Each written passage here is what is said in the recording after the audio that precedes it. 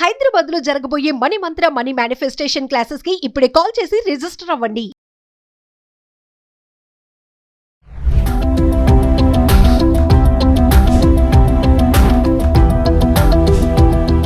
నమస్తే, welcome back to Suman TV. December 1 నుంచి దేశవ్యాప్తంగా కొన్ని కీలకమైన మార్పులు అమల్లోకి వచ్చాయి. మరి ఇవి సాధారణ ప్రజలు, ప్రభుత్వ ఉద్యోగులు, వివిధ రంగాల్లో పనిచేసే వారిపై ప్రత్యక్షంగా ఎలాంటి ప్రభావం చూపిస్తుంది, అసలు వచ్చినటువంటి మార్పులు ఏంటి, వీటిపైన మధ్య సమాచారం అందించడానికి స్టూడియోలో మనతో పాటు ఉన్నారు అనలిస్ట్ మందర కృష్ణారెడ్డి గారు. నమస్తే సార్. నమస్తే అమ్మా. సార్, మరి డిసెంబర్ 1 నుంచి కొన్నిట్లో మార్పులు వచ్చాయని చెప్పి మనం చూస్తున్నాం. లైక్ గ్యాస్ సిలిండర్ కానీ, పెట్రోల్ కానీ, పాన్ కార్డ్, ఆధార్ కార్డ్ అని. ఒకసారి వివరాల్లోకి వెళ్తే ఆ చేంజెస్ ఏంటి సార్? అసలు మనం ఈ 5-6 విషయాలు మాట్లాడుతులో మొట్టమొదటి విషయం ఏం తీసుకుందామంటే ఆధార్ కార్డు అలాగే పాన్ కార్డు లింకేజ్ గురించి మాట్లాడు. ఇప్పటిదాకా అనేక సార్లు ఎక్స్టెండ్ చేసుకుంటూ వచ్చింది ప్రభుత్వం. ఆధార్ కార్డు, పాన్ కార్డు రెండు లింక్ చేయకుండా కూడా అన్ని అవకాశాలు కల్పిస్తూ వచ్చింది. కానీ డిసెంబర్ 31 డెడ్ లైన్ పెట్టేసింది. డిసెంబర్ 31 తర్వాత ఎట్టి పరిస్థితుల్లో ఈ లింకేజీకి ఇంకా అవకాశాన్ని కల్పించము. అతి సామాన్యుడి దగ్గర నుంచి గొప్పవాడు ఎవరైనా సరే ప్రతి ఒక్కరు తప్పనిసరిగా ఆధార్ కార్డుని, పాన్ కార్డుని రెండు లింక్ చేయాలి. అంటే ఆధార్ కార్డు, పాన్ కార్డు విడివిడిగా ఉన్నప్పుడు ఏం జరుగుతుందంటే ఆధార్ కార్డు ద్వారా ఏ రకమైన ప్రయోజనాలు పొందుతున్నారో, పాన్ కార్డు ద్వారా ఏ రకమైన పొందుతున్నారో తెలియకుండా వస్తుంది. ఒకవేళ ఫ్రాడ్ చేస్తే కూడా మనిషిని పట్టుకోవాలంటే పాన్ కార్డు లోపల పెద్ద వివరాలు ఎక్కువ ఉండవు, మనిషికి సంబంధించిన వివరాలు ఎక్కువ ఉండవు. ఆధార్ కార్డులో పర్సనల్ సంబంధించిన డీటెయిల్స్ చాలా ఉంటాయి. పాన్ కార్డులో ఏమైనా మీరు చేసేటువంటి ట్రాన్సాక్షన్స్ మాత్రం ఉంటాయి. బ్యాంక్ ట్రాన్సాక్షన్స్ ఎక్కడెక్కడ మీరు చేస్తున్నారో దానికి సంబంధించి నాన్ బ్యాంకింగ్ ఫైనాన్స్ కంపెనీలు చేసినప్పుడు మాత్రమే ఆ ఆధారాలు పాన్ కార్డు నెంబర్ వేసి చేసేటువంటి దాంట్లో పాన్ డీటెయిల్స్ వస్తాయి. ఒకవైపున ఆర్థిక నేరాలు, ఇంకోవైపున అసలు వ్యక్తి యొక్క వివరాలు. అసలు యొక్క వ్యక్తి వివరాలు, పూర్తి వివరాలు, అతను ఏ గ్రామంలో పుట్టాడు, ఎక్కడ పుట్టాడు, అతను ఏమిటి, అతని జీవితం అన్ని దాదాపుగా దాని ఇన్ఫర్మేషన్ అంతా వచ్చేట్టుగా ఆధార్ కార్డు ఉంటుంది. అంటే ఆధార్ కార్డు అప్లై చేసుకోవడంలోనే మీ స్కూల్ సర్టిఫికేట్ దగ్గర నుంచో లేదా మీ డేట్ ఆఫ్ బర్త్ సరైన ఒరిజినల్ సర్టిఫికేట్ దగ్గర నుంచి మొదలు పెడితే ఇన్ఫర్మేషన్ అంతా ఇచ్చాక మీకు ఆధార్ కార్డు వస్తుంది. అంటే ఆధార్ కార్డు వెనక్కి పెడితే మీ మూలాలంతా తెలుస్తాయి. అంటే ఆ వ్యక్తి ఎక్కడున్నాడు, ఎక్కడ పుట్టాడు, ఎలా జరుగుతున్న విషయాన్ని తెలుస్తాయి. పట్టుకోవడం చాలా సులభం. అలాగే పాన్ కార్డు సంబంధించింది ఆర్థిక వ్యవహారాలు అన్నీ తెలుస్తాయి. ఈ ఆర్థిక వ్యవహారంలో ఎవరైనా తప్పు చేస్తే, పొరపాటు చేస్తే వాళ్ళని ఎలా పట్టుకోవాలంటే పాన్ కార్డు ద్వారా పట్టుకోవడానికి వీల్లేదు కాబట్టి ఆధార్ కార్డు ద్వారా పట్టుకోవచ్చు. కాబట్టి ఆధార్లో దాంట్లో మొత్తం టోటల్గా దాంట్లో రికార్డ్ అయిపోతాయి. అలాగే ప్యాన్లో కూడా రికార్డ్ అవుతాయి. ఒక దగ్గర రికార్డు దొరకపోయినా ఇంకో దగ్గర రికార్డు దొరుకుతుంది. కాబట్టి సులభంగా పట్టుకోవడానికి వీలుగా ఆధార్ని, పాన్ కార్డుని రెండింటిని లింక్ చేయడం అనేది ప్రభుత్వం తీసుకున్న నిర్ణయం. ఈ నిర్ణయాన్ని 5-6 సార్లు మార్చారు. మీరు చేసుకోండి అని చెప్పుకుంటూ వచ్చారు. కానీ ఇంతవరకు చాలా మంది చేయలేదు. ఇప్పుడు చేయకపోతే మాత్రం 31 డిసెంబర్ తర్వాత ఎక్స్టెండ్ కాదు. కాకపోతే వచ్చే నష్టాలు ఏమిటి?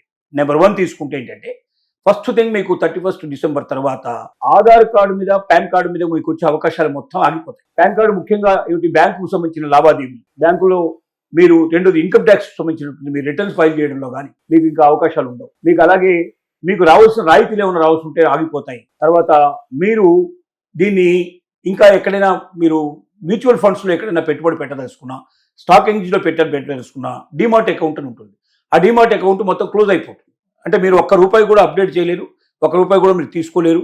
స్టాక్ ఎక్స్చేంజ్లో మీరు ఇంకా ప్రవేశపెట్టలేరు. మీరు దానిలోంచి పూర్తిగా మీరు దూరం అయిపోయినట్టే అయిపోతుంది. అంటే ఇప్పటిదాకా మీరు కొన్న స్టాక్స్ కానీ, లేకపోతే మీరు అమ్మాల్సిన స్టాక్స్ కానీ, మీరు ఏ లావాదేవీలు దాని ద్వారా జరగకుండా ఆగిపోతాయి. ఇలాగ అనేక రకాల నష్టాలు ఉన్నాయి. అంటే ఇంకా బ్యాంక్ ట్రాన్సాక్షన్ మీకు ఇంకా జరగడానికి అవకాశం ఉండదు. బ్యాంక్ అకౌంట్ ఓపెన్ చేయడానికి అవకాశం ఉండదు. ఉన్న బ్యాంక్ అకౌంట్ అన్ని కూడా మీకు క్లోజ్ అయిపోయే అవకాశాలు ఉంటాయి. ఇలా రకరకాల సమస్యలు మీ మీద వచ్చి పడతాయి. అంటే ఒకవేళ డిసెంబర్ 31 లోపల ఆధార్ కార్డుని, పాన్ కార్డుని రెండింటిని లింక్ చేసుకోకపోతే చాలా ఆపదలు వచ్చి పడ్డాయి. మరి అసలు నేను ఇప్పటిదాకా నా Aadhaar card, pan card link అయిందా లేదని ఎలా తెలియాలి? అప్పుడు మీరు ఏం చేయాలంటే my Aadhaar and pan card linkage status అని మీరు గూగుల్లోకి వెళ్ళి కొడితే మీకు ఆ స్టేటస్ సంబంధించిన వెబ్సైట్ ఓపెన్ అవుతుంది. దాంట్లోకి వెళ్ళి మీ ఆధార్ కార్డు, పాన్ కార్డు సంబంధించిన డీటెయిల్స్ దాంట్లో వస్తే మీరు ఇప్పటిదాకా లింకేజ్ అయిందా లేదా అని స్పష్టంగా కనబడుతుంది. లింకేజ్ కాకపోతే కొన్ని వివరాలు ఉంటారు. ఆ వివరాలు మీకు ఇచ్చేస్తే ఆటోమేటిక్గా మీరు లింకేజ్ అయిపోతుంది. అంటే ఇంట్లో కూర్చొని మీరు లింకేజ్ చేసుకోవచ్చు. దీనికి ఎక్కడికో పోవాల్సిన అవసరం లేదు, ఎవరి సాయం కూడా అక్కర్లేదు. ఎవరు మొబైల్ ఫోన్లో వాడు చేసుకునే అవకాశం ఉంది. కాబట్టి ఇది చాలా సులభమైన పని. ఒక 5 నిమిషాలు దానికోసం కేటాయించగలిగితే రాబోయే ఇన్ని ఆపదల నుంచి మీరు తప్పించుకునే అవకాశం ఉంటుంది. ఒక్కసారి లింకేజ్ ఆగిపోయిందంటే ఆ తర్వాత మీరు లింక్ చేసుకోవాలన్నా వెంటనే చేసుకోలేదు. మళ్ళీ దానికంతా ప్రాసెస్, వ్యవహారం, ఫీజులు, ఇంత నష్టాలు జరిగిన తర్వాత నష్టాలు మీరు అనవసరంగా కొని తెచ్చుకోవడానికి ఒక పైసా ఖర్చు లేకుండా 5 నిమిషాల్లో మీరు చేసుకునే అవకాశం ఉంది. కాబట్టి ప్రతి ఒక్క వ్యక్తి వెంటనే జాగ్రత్త పడి డిసెంబర్ 31 లోపల ఆధార్, పాన్ కార్డు లింక్ అయి ఉందా లేదని చెక్ చేసుకోవడం, లింక్ కాకపోతే లింక్ చేసుకోవడం చాలా ఉత్తమమైన విషయం అని మనం వాళ్ళకి ఇన్ఫర్మేషన్ ఇస్తున్నాం. ఇది మొదటి విషయం. ఇక రెండో దానికి వస్తే మనం దీని లోపల ఎల్పిజి సిలిండర్ ధరలో మార్పు వచ్చాయి. ఎల్పిజి సిలిండర్లో ఎలాంటి మార్పు వచ్చాయంటే కమర్షియల్ సిలిండర్ ఏదైతే ఉందో దాంట్లో మనకు 10 రూపాయలు తగ్గుతుంది. ఈ నెల నుంచి ఇది అమల్లోకి వస్తుంది. 10 రూపాయలు తగ్గిపోతుంది. అంటే ఒక సిలిండర్ మీద 10 రూపీస్ తగ్గే అవకాశం ఉంది. అంటే దాని బరువులో ఏ మార్పు లేకుండా సిలిండర్కి 10 రూపాయలు తగ్గిస్తున్నారు. ఇది గమనించాల్సిన అవసరం ఉంది. ఓన్లీ కమర్షియల్ సిలిండర్సే కాబట్టి ఇది మనకు గృహోపకరణంగా ఉపయోగపడేటువంటి సిలిండర్లో ఏ మార్పు లేదు. దాని గురించి ఎవరు కూడా ఆశపడాల్సిన అవసరం లేదు. ప్రస్తుతానికి ఇప్పుడు ఎట్లయితే మనకి ఇంటి వినియోగానికి వస్తున్నటువంటి కానీ అదే రేట్లో వస్తాయి, అదే క్వాలిటీతో అదే వెయిట్ తోటి వస్తుంది. ఒక కమర్షియల్ సిలిండర్ ఏదైతే బయట ఉపయోగిస్తారో మనకు బిల్డింగ్ అట్లాంటి వాటిలో చాలా రేట్లో ఉపయోగిస్తారు సిలిండర్లు, అలాంటి సిలిండర్లో మాత్రం 10 రూపాయలు మనకు ఒక సిలిండర్ మీద తగ్గిందనే విషయాన్ని మనం గమనించుకోవాల్సిన అవసరం ఉంది. ఇక మూడోది తీసుకున్నట్టయితే మనం ఆన్లైన్ బ్యాంకింగ్ విషయాల్లో చాలా మార్పులు వచ్చాయి. ఆర్థిక నియమాల్లో కొన్ని మార్పులు వచ్చాయి. ఏంటంటే ఆన్లైన్లో ఇష్టం వచ్చినట్టు ఇప్పటిదాకా మనం ఏం చేస్తున్నాం అంటే యూపీఐ ట్రాన్సాక్షన్స్ కానీ అలాగే బ్యాంక్ ట్రాన్సాక్షన్ కానీ మనం ఏదైనా గూగుల్ పే ద్వారా ఫోన్పే ద్వారా ఇట్లా రకరకాలుగా మనం పేమెంట్ చేసుకుంటూ పోతున్నాం. ఇప్పటిదాకా దాని మీద గవర్నమెంట్ ఏ రకమైన పెద్ద యాక్షన్స్ తీసుకోవట్లేదు. కానీ ఇప్పటి నుంచి ఇప్పుడు దానికి ఖచ్చితంగా ఈ వీటికి ఎంత అమౌంట్ మొత్తం టోటల్ మనం వాడుతున్నాం, దాంట్లో మీరు ఇన్కమ్ ట్యాక్స్ పరిధిలోకి వస్తున్నారా లేదా అనేది ప్రతి ఒక్కటి చెక్ చేసే అవకాశాలు ఉన్నాయి. అంటే భవిష్యత్తులో మీరు చేసే ప్రతి పేమెంట్ 1-2 సార్లు ఆలోచించుకొని మీరు ఆల్రెడీ ఇన్కమ్ ట్యాక్స్ కడుతున్నారా లేదా, ఒక వ్యక్తికి ఇన్కమ్ ట్యాక్స్ ఎంతవరకు పరిధిలోకి వస్తుంది, ఆ పరిధిలో నేను ఉన్నానా లేదా, ఇంతకు మించిపోయినట్టయితే నా ట్రాన్సాక్షన్స్ టోటల్గా పట్టుకునే అవకాశం ఉంది. అలా పట్టుకున్నట్టయితే మొత్తం టోటల్ ఇన్కమ్ ట్యాక్స్ రూపంలో ఎన్నాళ్ళ నుంచి అయితే నేను దాచిపెడుతున్నా ఆ మొత్తం డబ్బు నేను కట్టాల్సిన పరిస్థితి పడుతుంది అనే విషయాన్ని దృష్టిలో పెట్టుకొని దృక్పథంలో ఉంచుకొని మనం యూపీఐ పేమెంట్ చేయాలి, లేకపోతే అదే డిజిటల్ పేమెంట్ చేయాలి తప్ప ఇష్టం వచ్చినట్టుగా డిజిటల్ పేమెంట్ చేసి లక్షలు చేసుకుంటూ పోయి మనం అది ఒక్కొక్కసారి 1000 రూపాయలు 2000 5000 రూపాయలైనా మొత్తం ట్రాన్సాక్షన్స్ రోజుకు 5-10 ట్రాన్సాక్షన్ మనం చేసుకుంటూ పోయినట్టయితే ఒక సంవత్సరంలో మనం చేసేటువంటి ఇన్వెస్ట్మెంట్ 3 లక్షల కన్నా ఎక్కువ మనం ఖర్చు పెడతాం. 3 లక్షల కన్నా ఎక్కువ ఇన్వెస్ట్మెంట్ ఖర్చు పెట్టినప్పుడు ఆటోమేటిక్గా మనం ఆ పరిధిలోకి వచ్చే అవకాశాలు ఉన్నాయి. తప్పనిసరిగా ప్రతి ఒక్క వ్యక్తి యొక్క పర్సనల్ అకౌంట్లోకి వెళ్ళి ఇన్కమ్ ట్యాక్స్ డిపార్ట్మెంట్ చెక్ చేసే అవకాశాలు ఉన్నాయి. భవిష్యత్తులో సమస్యలు కొని తెచ్చుకునే అవకాశం ఉంది. కాబట్టి యూపీఐ పేమెంట్ చేసే ప్రతి ఒక్కరూ నేను ఇన్కమ్ ట్యాక్స్ కడుతున్నానా, దాంట్లో ఈ డబ్బు అంతా చూపిస్తున్నానా లేదా, ఈ డబ్బు చూపించకపోతే మొత్తం అమౌంట్ దాటిపోయినట్టయితే ఆటోమేటిక్గా నేను ఆ పరిధిలోకి వస్తాను. పరిధిలోకి వస్తే కొత్తగా ఇప్పటి నుంచి కట్టమని చెప్పరు. నీ గత జీవితంలో ఎన్నాళ్ళ నుంచి ఇట్లా నీ దగ్గర డబ్బు ఉంది, ఏమేమి సోర్సెస్ నీకు ఉన్నాయి, మొత్తం వెతికి బయటికి తీసి ఆ మొత్తం డబ్బంతా కూడా నీ దగ్గర కక్కించే అవకాశం. కాబట్టి ఏదో ఈ సంవత్సరం దొరికిపోతే ఈ సంవత్సరం ఏదో కడతానని అనుకోవాల్సిన అవసరం లేదు. గతంలో కూడా నువ్వు ఎంతకాలం వాడుతున్న విషయాలను కూడా బయటకు వస్తాయి. దానివల్ల నువ్వు ఎంత డబ్బు కట్టాల్సిన పరిస్థితి ఏర్పడుతుందో తెలియదు. ఒకసారి డబ్బు చెల్లించకపోతే దానికి శిక్షలు పెనాల్టీలు కూడా ఉండే అవకాశం ఉంటాయి. కాబట్టి యూపీఐ పేమెంటే కాబట్టి ఇష్టం వచ్చినట్టు ఖర్చు పెట్టుకుంటాను నేను కాకుండా ఆ పేమెంట్ని జాగ్రత్తగా చూసి అది నా పరిధిలో ఉండేట్టుగా ఖర్చు పెట్టుకొని ప్రతి ఒక్క వ్యక్తి ప్రయత్నించడం మంచిది.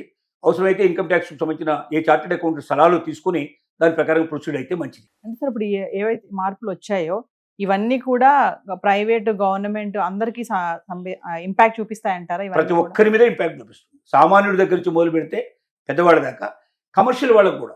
అంటే ఇప్పుడు తీసుకునేవాడు కూడా పేమెంట్ మనం ఇస్తున్నాం. సపోజ్ ఒక టీ దుకాణంలో మనం పేమెంట్ చేస్తున్నాం, కిరాణా దుకాణంలో పే చేస్తున్నాం, సూపర్ బజార్లో పే చేస్తున్నాం, ఈ పెట్రోల్ బంకులో పే చేస్తున్నాం.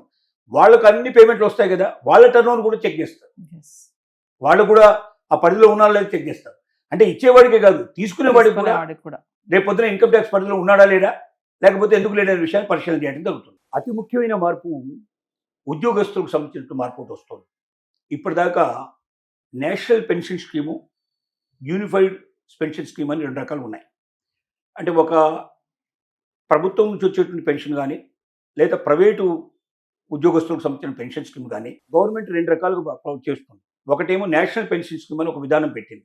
అంటే సంవత్సరానికి ఇంత చొప్పున మీ అకౌంట్లోంచి లేదా మంత్లీ మీకు వచ్చేటువంటి శాలరీలోంచి కొంత కట్ అయిపోయి దానికి మళ్ళీ యజమాని ఎవరుతున్నారో వాళ్ళ నుంచి కొంత అమౌంట్ దానికి యాడ్ అయ్యి టోటల్గా ఉద్యోగికి సంబంధించినటువంటి పెన్షన్ స్కీమ్లో చేరి అతనికి 60 years వచ్చి అతను రిటైర్డ్ అయిపోయినప్పుడు పెన్షన్ స్కీమ్లో వచ్చి మొత్తం డబ్బంతా అతను తీసుకోవడానికి వీలుగా ఒకేసారి తీసుకోవచ్చు, లేకపోతే మంత్ ఎంత చొప్పున పెన్షన్ తీసుకునే విధానం అమల్లో ఉంది. అది నేషనల్ పెన్షన్ స్కీమ్ అన్నారు.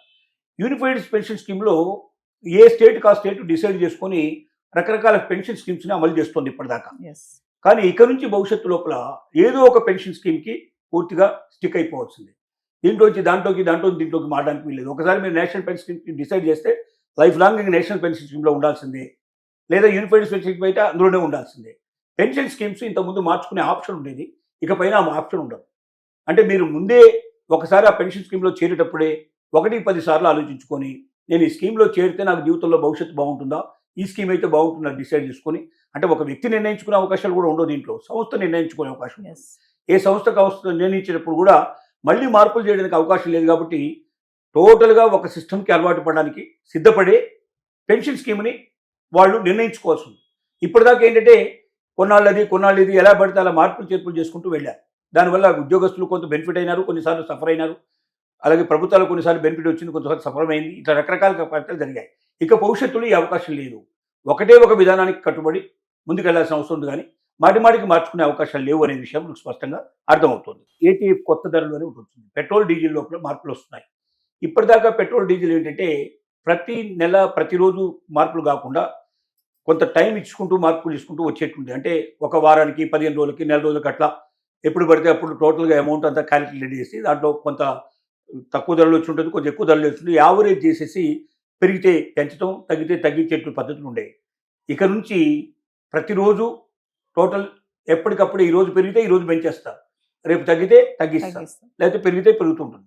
అంటే ఏ రోజుకి ఆ రోజు మార్పులు వచ్చే అవకాశం. గతంలో కొంతకాలం మొదట్లో ఇలాగే ఉండేది, తర్వాత దాన్ని మార్చేసి యావరేజ్ తీసేసి యావరేజ్ మీద ఒకసారి ఒక 1 మంత్కి ఒకసారి అట్లా ఒక పీరియడ్ పెట్టి ఆ 2 వారం ఆ పీరియడ్ లోపల క్యాలిక్యులేట్ చేసి ఇచ్చేటువంటి విధానం ఉండేది.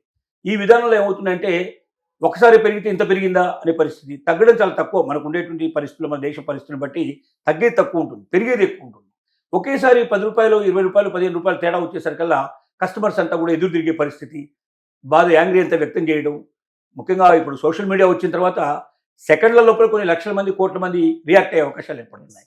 దీనివల్ల ప్రభుత్వం అనవసరంగా ప్రమాదంలో పడుతుంది. కాబట్టి ఏ రోజుకి ఆ రోజు అయితే తేడా కొద్దిగా ఉంటుంది, ఎక్కువ తేడా ఉండదు. ఆ కొద్ది తేడా ఉంటుంది కాబట్టి పెద్దగా రియాక్ట్ అయ్యే అవకాశాలు ఉండవు.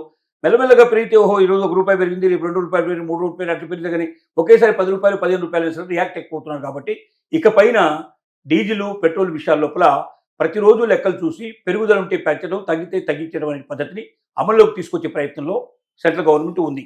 ఇక చివరి విషయంగా మనం చెప్పుకునేది ఏంటంటే బ్యాంకు విధానాల్లోనే కొన్ని మార్పులు వచ్చాయి. అంటే బ్యాంకు ఏటీఎం కార్డులు కానీ, లేకపోతే మనకు డెబిట్ కార్డు కానీ, క్రెడిట్ కార్డు కానీ, అంటే కార్డులు మనకు చాలా ఉన్నాయి. ఈ కార్డుల్లో లావాదేవీల లోపల ఇష్టం వచ్చినట్టుగా ఇంతకుముందు ఎన్నిసార్లైనా మనం డ్రా చేసుకునే అవకాశం. కొంతకాలం అయిన తర్వాత ఏం చేశారంటే మీ ఓన్ బ్యాంకులో అయితే ఎక్కువ సార్లు చేసుకోవచ్చు, బయట బ్యాంకులో చేసినప్పుడు తక్కువ చేసుకోవచ్చు, ఇలా ఉన్నాయి. దాన్ని ఇంకా తగ్గించే ఆలోచనలో ఉంది బ్యాంక్. అంటే ఇప్పుడు ఉదాహరణకి 10 సార్లు మనం బయట ఉండే బ్యాంకుల లోపల మన ఓన్ బ్యాంకులో 10 టైమ్స్ తీసుకునే అవకాశం, ₹1 ఛార్జ్ ఎక్స్ట్రా లేకుండా మనకు ఉండే అవకాశం నుంచి దాన్ని 3 సార్లకు తగ్గించే ప్రయత్నంలో ఉంది. అలాగే మన బయట బ్యాంకులకు ఇప్పుడు 3 సార్లు అవకాశం ఇస్తున్నారు. దాన్ని ఏ ఒక్కసారికో అవకాశం లేకుండా, లేదా అసలు బయట బ్యాంకులు మొదటి రోజు నుంచే ఛార్జ్ పెట్టే అవకాశాలు ఉన్నాయి. ఇలాంటి కొన్ని అవకాశాలు పెరుగుతున్నాయి. అంటే క్రెడిట్ కార్డు, డెబిట్ కార్డు లాంటి ఉన్నటువంటి వారు ఎవరైతే ఉన్నారో ఈ బ్యాంకింగ్ సిస్టంలో ఇక నుంచి ఛార్జెస్ ఎక్కువ పే చేయడానికి సిద్ధంగా ఉండాలి. రెండో, చాలామంది ఏంటంటే ఒకసారి మనం డ్రా చేయడం ఎందుకు, అవసరమైనప్పుడే చేసుకుందాని 100, 200, 500, ₹1000 కూడా ఎప్పటికప్పుడు అవసరమైనప్పుడు కొద్ది కొద్దిగా తీసుకుంటుంటారు. మీరు ఎన్నిసార్లు ఎక్కువ ట్రాన్సాక్షన్ చేస్తే అన్ని ₹10 మించి మీకు మీద అకౌంట్లో పడతాయి. అంటే 10 సార్లు మీరు అకౌంట్లో ఓపెన్ చేసి మీరు డబ్బు తీసుకుంటే ₹100 మీ మీద పడ్డట్టు లెక్క. అదే ఒకవేళ దాన్ని కూడా పెంచే ఆలోచనలో ఉన్నారు. ఇప్పటిదాకా ₹10 తీసుకుంటున్నారు, అది కూడా తొందరలోనే పెరగడానికి అవకాశం ఉన్నాయనేది హెచ్చరిక చేస్తున్నారు. ఎందుకంటే రోజు రోజుకి ఇన్ఫ్లేషన్ పెరుగుతోంది, డబ్బు విలువ తగ్గుతుంది. ఇవాళ చూస్తే డాలర్ విలువ మనం చూస్తే, డాలర్కి రూపాయి విలువ చూస్తే భారతదేశంలో స్వతంత్రం వచ్చినప్పటి నుంచి ఇప్పటిదాకా తగ్గనటువంటి పద్ధతిలో ₹92 చిల్లర. ఇవాళ ఒక డాలర్కి ఇండియన్ కరెన్సీ 92 ప్లస్ చేంజ్ వస్తుంది. అంటే ఎంత దిగజారిపోయిందంటే స్వాతంత్రం వచ్చినప్పటి నుంచి, అంటే డబ్బు మనకు ప్రింట్ అయినప్పటి నుంచి మొదలు పెడితే, ఇండియన్ కరెన్సీ ప్రింట్ అవ్వడం మొదలుపెట్టినప్పటి నుంచి ఇప్పటిదాకా ఇంత తగ్గుదల ఎప్పుడు లేదు. అంటే డాలర్ ముందు మనం మోకరెళ్ళిపోయినాం. దీనివల్ల చాలా మార్పులు వస్తాయి. ఎందుకంటే విదేశాల నుంచి వచ్చేటువంటి సరుకుల్లో, బాటల్లో అన్నింటిలో తేడాలు వచ్చే అవకాశాలు ఉంటాయి. మన ఇన్ఫ్లేషన్ పెరుగుతుంది, తద్వారా వడ్డీ రేట్లు పెరిగే అవకాశాలు ఉంటాయి. ఇలా చాలా సమస్యలు మనకు వచ్చే అవకాశాలు ఉంటాయి. ఇలాంటి పరిస్థితుల్లో బ్యాంకులు ఏం చేశాయంటే ఛార్జెస్ పెంచుకోవడానికి మార్గాలు ఆలోచిస్తున్నాయి. దాంట్లో భాగంగానే నెంబర్ 1, ఉపయోగించేటువంటి కార్డులు ఏవైతే ఉన్నాయో, ఆన్లైన్లో మనం పేమెంట్ తీసుకునేవి అయితే ఉన్నాయో, ఏటీఎం ఛార్జీలు కానీ లేకపోతే ఇంకో రకమైన బ్యాంక్ విధానంలో తీసుకున్న దాంట్లో ప్రతి దానికి ఛార్జ్ పెంచే ఆలోచనలో ఉన్నాయి. ఆ రకంగా ఎక్కువ డబ్బులు పడతాయి. కాబట్టి మీరు ఒకేసారి ఎంత మొత్తం కావాలో తీసుకొని పెట్టుకొని మీ దగ్గర నుంచి ఉపయోగించుకోవడం మంచిది తప్ప, ఎక్కువ సార్లు మనం ఏటీఎంని ఉపయోగించుకోవడం వల్ల, డెబిట్ కార్డు, క్రెడిట్ కార్డు ఉపయోగించుకోవడం వల్ల ఎక్కువ ఛార్జెస్ మన మీద పడే ప్రమాదం ఉందనేది ప్రతి ప్రేక్షకుడు జ్ఞాపకం ఉంచుకోవాలి. రెండోది ఏమవుతున్నాయంటే ఆన్లైన్ ట్రాన్సాక్షన్లో మీకు ఎస్ఎంఎస్లు వస్తున్నాయి. మీరు బ్యాంకులో డబ్బు తీసినా ఎస్ఎంఎస్ వస్తుంది, బ్యాంకులో డబ్బు వేసినా ఎస్ఎంఎస్ వస్తుంది, లేదా ఇంకేదైనా దీనికి జిఎస్టీ పడ్డా, ఇంకో ఛార్జీ పడ్డా ప్రతిదానికి ఎస్ఎంఎస్ వస్తుంది. ఇంతకుముందు ఎస్ఎంఎస్లు అన్ని ఫ్రీగా ఉండే అవకాశాలు ఉన్నాయి కొన్ని బ్యాంకుల్లో. కొన్ని బ్యాంకుల్లో 30 వరకు ఫ్రీగా పెట్టి 30 తర్వాత ఉపయోగించడానికి చాలా తక్కువ నామినల్ ఛార్జీలు ఇచ్చేవాళ్ళు. ఇప్పుడు ప్రతి ఎస్ఎంఎస్కి ఛార్జ్ చేసే ఆలోచనలు ఉన్నారు. మీరు బ్యాంకులో వేసిన ఎస్ఎంఎస్ పడుతుంది, తీసిన ఎస్ఎంఎస్ పడుతుంది, లేదా జిఎస్టీ వచ్చినా ఇంకోటి వచ్చినా ప్రతి దానికి మీకు ఎస్ఎంఎస్ వచ్చే అవకాశం ఉంది. ప్రతి ఎస్ఎంఎస్కు డబ్బులు అనేసరికల్లా బ్యాంక్ ఛార్జీలు వాచిపోయే అవకాశం ఉంది, చాలా పెరిగిపోయే అవకాశం ఉంది. కాబట్టి అవి ఎంత అనేది మీరు తెలుసుకోవాలి. నేషనలైజ్ బ్యాంక్స్లో చాలా తక్కువ ఉంటాయి, ప్రైవేట్ బ్యాంకుల్లో చాలా ఎక్కువ ఉంటాయి. ఉదాహరణకి మనకు కోటక్ మహీంద్రా బ్యాంక్ ఉంది. రెండోది ఏంటంటే ఎస్బీఐలో కూడా ఈ మార్పుల కోసం ఆలోచన చేస్తున్నారు. నేషనలైజ్ బ్యాంక్లో తక్కువ ఉన్నా కూడా ప్రైవేట్ బ్యాంకుల్లో ఎక్కువ ఉంటాయి కాబట్టి బ్యాంక్ ఛార్జీలు ఎంత అని అడగాల్సిన బాధ్యత మనకు ఉంది. రెండోది మినిమం బ్యాలెన్స్ అనేది ఉంది. ఈ మినిమం బ్యాలెన్స్ ఖచ్చితంగా మనం మెయింటైన్ చేయకపోతే మన మీద విపరీతంగా డబ్బు పడుతుంది. అంటే ఉదాహరణకి ఖచ్చితంగా మీ అకౌంట్లో 50,000 రూపాయలు మినిమం పెట్టాలి. ఎప్పుడు చూసినా యావరేజ్గా 50,000 ఉండాలి. అంటే రోజు ఉండాల్సిన అవసరం లే. ఒక్క నెలకి అంటే 50,000 ఇంటూ నెల 30 రోజులకు ఎంత అవుతుంది, ఎంత అమౌంట్, ఆ అమౌంట్ ఈక్వల్గా మొత్తం నెలలో ఉండేటువంటి టోటల్ అమౌంట్ని కూడతారు. అంటే అది సరిపోతే మీకు రూపాయి ఛార్జ్ పడదు. అది తక్కువ అయితే ఆటోమేటిక్గా మీ మీద ఛార్జ్ పడుతుంది. మీరు ఉంచాల్సిన డబ్బు ఉంచకపోతే, ఉంచడం అంటే వాడికి ఏం బాకీ లేము, మన డబ్బే దాంట్లో పెట్టుకున్నది. అయినప్పటికీ మినిమం బ్యాలెన్స్ మీరు మెయింటైన్ చేస్తే ఇది ఫ్రీ ఇది ఛార్జెస్ లేకుండా ఇస్తామంటారు. మినిమం బ్యాలెన్స్ మెయింటైన్ చేయకపోతే దీనికి ఎంత ఛార్జ్, దీనికి ఎంత ఛార్జ్, దీనికి ఎంత అన్నిటి మీద ఛార్జెస్ వేస్తారు. ఏదేమైనట్టు ఒక బ్యాంకు నడవడానికి డబ్బులన్నీ మన దగ్గర వసూలు చేస్తారు. ఆ బ్యాంకు లాభాలు కూడా మన దగ్గర వసూలు చేస్తారు. ఎవడు అప్పనంగా మనకు ₹1 ఇవ్వడు. కాబట్టి బ్యాంకుతో లాభాలు చేసే ప్రతి ఒక్కరు కూడా లావాదేవీలు ఇప్పటి నుంచి పెరిగే వాటి కోసం మనం ఆలోచించాల్సిన అవసరం ఉంది. ప్రతి దాని మీద మనకు డబ్బులు ఎక్కువ పడే అవకాశం ఉంటుంది. కాబట్టి మినిమం బ్యాలెన్స్ మెయింటైన్ చేయడం కూడా ఆలోచించండి. ఏ బ్యాంకులో మినిమం బ్యాలెన్స్ తక్కువగా ఉంటుందో అలాంటి బ్యాంకులు మనం ఎంచుకున్నట్టయితే మనకు ఛార్జెస్ తక్కువ పడతాయి. మనకు నేషనల్ బ్యాంకులో అయితే 5,000 నుంచి 10,000 కన్నా ఎక్కువ మనం పెట్టాల్సిన అవసరం లేదు. కొన్ని బ్యాంకులు అయితే ప్రైవేట్ బ్యాంకు లోపల 50,000, ₹1,00,000 మరి ప్రతిరోజు 50,000 రూపాయలు మెయింటైన్ చేస్తే కానీ మీకు ఈ ఛార్జీలు పడకుండా ఉంటాయి మనకి హెచ్చరిక చేస్తారు. ప్రతిరోజు 50,000 అంటే ఇంటూ 30 వేసుకున్నా కూడా 15 లక్షల రూపాయలు ఖచ్చితంగా మనకు ఒక నెల లోపల మన దగ్గర ఉండాలి. అంటే మన అకౌంట్లో ఏదో రకంగా టోటల్ కొడితే 15 లక్షలు కనపడాలి. అంటే సామాన్యుడు ఎవరైనా మెయింటైన్ చేయడం చాలా కష్టం. కాబట్టి వీటన్నిటిని దృష్టిలో పెట్టుకొని రాబోయే మార్పులు ఎప్పటికప్పుడు స్టడీ చేసి దాంట్లో ఎక్కడ మనం తగ్గిపోయే అవకాశం ఉంటుంది, ఎక్కడ మనకు బాధ కలగకుండా ఉంటుంది, ఎక్కడ మనకు ఎక్కువగా డబ్బు పడకుండా ఉంటుందని 1కి 10 సార్లు ఆలోచించుకొని ప్రతి వ్యక్తి ముందుకు ప్రయాణం చేస్తే తన జీవితం లోపల నష్టపోయే ప్రమాదం తగ్గుతుందని మనం చెప్పగలుగుతున్నాం. Thank you sir.